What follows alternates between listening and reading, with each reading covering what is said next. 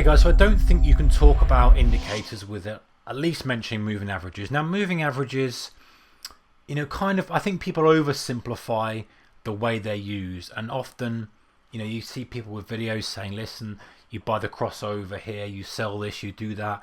Unlike any tool in trading, if you use it in the wrong environment, on the wrong position, it's just not going to be of any use to you. In fact, it's going to be a hindrance. However, if you know when to use the right tool for the job, when to use the right strategy, when to use the right indicator for that specific strategy, which market to use it for, then it can become a very powerful tool. Now, moving average is a very simple thing.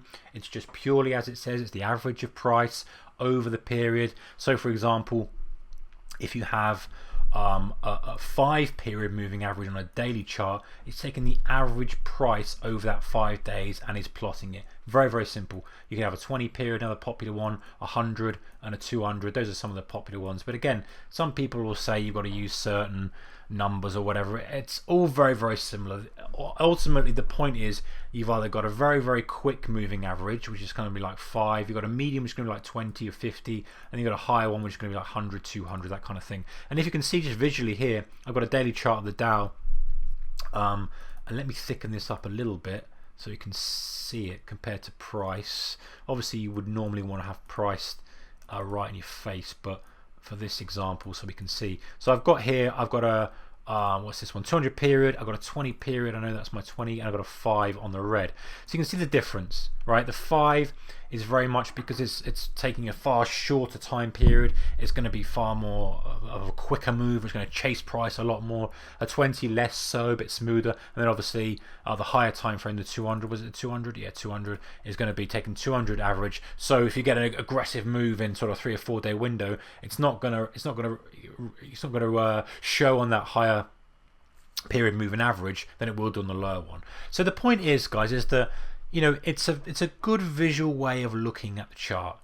Okay, I'm not a big fan personally of just saying I want to take crossovers, I want to do this. Not that that's valid, and there are strategies out there that work perfectly well in the right conditions using moving average crossovers. I prefer to use it in terms of just framing price and guiding me for my strategy. Now, what do I mean by that? So let's say, for example, I see a good uptrend. Let me get the drawing pen out. A good uptrend. I want to get involved in it. It's on a daily. How do I get involved in it? Well, there's 2 ways of doing it. The first one is I can say, listen, I'm really aggressive. I want to be really aggressive on this. It's a good strength move. We're sort of flagging here. I need to find a way of getting involved. I'm going to use something like a 5 period that's going to hug price really tightly to catch those really tight consolidations. Okay, that's my first phase of looking at it. My next phase is going to be, that's my uptrend, is looking at something like a 20 period to catch the kind of shorter term but still first primary pullback over a few day period, rather than the tight consolidation, the sort of bigger pullback. And if you look at this example here, in fact, is for the Dow, the 5 period here is what I'm talking about. If you're using a 5 period to join the momentum, it's very tight, it's very aggressive, you've got to have a very tight stop on it. It's purely a case of here's momentum, bang, slam, neutral, neutral, neutral, bang, straight back in again. That's the point of using the 5 period. So the drive up, the 5 period hugs it, comes back, tags it, then a second leg, perhaps a third leg. That's showing you extreme momentum, extreme aggression. The second way of doing it is to use the 20 period, which is letting things unwind a little bit more. I prefer the 20 period on a lower time frame for day trading perspective, but you'd be surprised how often the 20 period comes into play and kind of frames the market. Yes, we went below it a little bit here. Again, nothing is perfect, and if you go out there and trying to find perfect, you're going to struggle, but it guides you, it gives you an idea of saying, listen, we've had a good move up, we've had a good momentum, we've had good strength, we've moved a good excursion away from the low. A lot of people are perhaps trapped short. First unwinding, 20 period comes up, starts to tag it, I can start to look to get involved and then subsequently get a further drive. And then if you look on a really long time period moving averages, when you're in a really strong trend, they tend to contain these extreme moves. So we had kind of the moves from Brexit and from the elections and all those kind of stuff. It just generally sometimes will stop momentum in its tracks and give it a push back in the direction. So let's move on to a short time frame, because this is kind of my domain as opposed to the swing area, and I'll show you some stuff. In fact, you know what, let's look at the DAX, because the DAX is open and we might get to see something a little bit better. Yeah, let's use this. You know, I don't want to cherry pick stuff, but let's use this kind of thing. So the cash opens today at 8 o'clock. We get a drive lower, and the 20 period is what I'm really looking at. So let's dump this for now, because like I said, I don't really think that those are so good on the shorter time frames. 5 period to frame it, 20 period perhaps take the signal. 8 o'clock opens, drive lower, reasonable drive lower, not huge, reasonable, comes back up, tags your 20 period. Yes, you got a little spike above it. Again, nothing is perfect here, but it kind of frames that before you get the second drive lower. Frames it again, keeps it in check, keeps it in check, keeps it in check, stalls a bit as we sort of congest around it. So, you know, it's a good way of framing what you're doing. You're saying, listen, I want to wait until the market comes back and tags that moving average.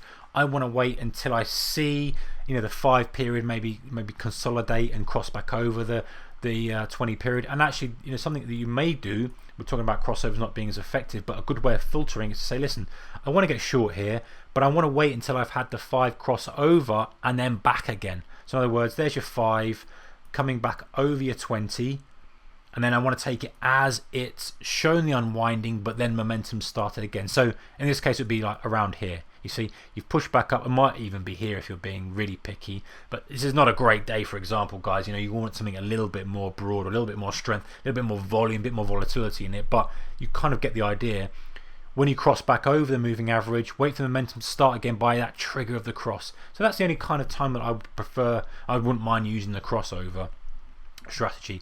But it's a way of framing price, it's a way of looking at it, it's a way of keeping on the right side of momentum, it's a way of, you know, perhaps not getting too carried away if we're too far away from the moving average, maybe just waiting for the pullback to get short on it, and guiding you and not chasing things. So plenty of ways of using moving average. I would never say rely on one thing and never moving average or anything to rely on. Price is always really the most important thing, but it's good to eyeball, it's good to see where you are. And also from a filter perspective, you know, in your charting packages or your screening software, you can kind of use things that say, listen, I want to take things that are, you know, really far away from my 200 period, so that's going to basically filter stuff that are in a really brutal up or down trend, or I want to take things that are really far away from a 5 period, which is really going to indicate very short term explosion. So knowing how the different time periods of the moving average, you know, the hundreds, you know, 1 sort of 5, 20, 100, 200 kind of things, knowing how they relate to price is going to allow you to filter things more effectively. And so you understand in your head and say, well, I know that if we're well away from a 5 period moving average, we are talking extreme short term momentum, which I may want to get involved in for whatever reason. If we're way away from our 200 period moving average on a daily, I'm talking about a good long-term multi-year trend that's really stretched that I maybe want to find a strategy around, that kind of thing. So they're good as a base kind of foundation framework for structuring a trade around. Underutilized, I think, and in some cases overutilized. Some people just focusing on that exclusively. But again, like all things, using the right position, that they're a great tool. So, you know, they're a great tool using it when you've got it in the right area of price is what I'm trying to say. So in other words, when it's trending for that pullback, when it's range bound, not so much because it's crossing so often, but good tool, worth looking at, worth experimenting with those lower and higher time frame settings.